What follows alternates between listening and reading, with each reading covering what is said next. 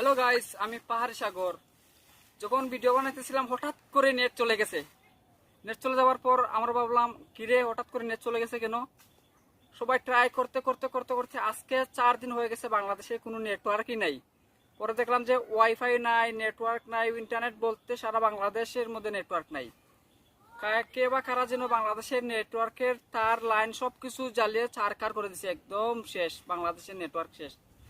তারপর শেষ পর্যন্ত আজকে 4 দিন পরে আমি আসলাম নমুজার বর্ডার সাইটে। এসে একজন ভাইয়ের সাথে দেখা হয়। তো ভাইকে বললাম, ভাই এখানে কোনো নেটওয়ার্ক পাওয়া যাবে কিনা, আপনাদের ইন্ডিয়ান সিম তো সবাই চালায়, বা আমাকে যদি একটু হেল্প করতেন বা একটু নেটওয়ার্ক দিতেন।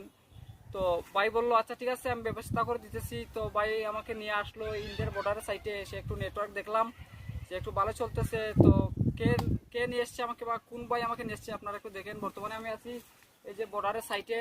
আপনারা দেখেন আমার এই ভাইয়ের সাথে আজকে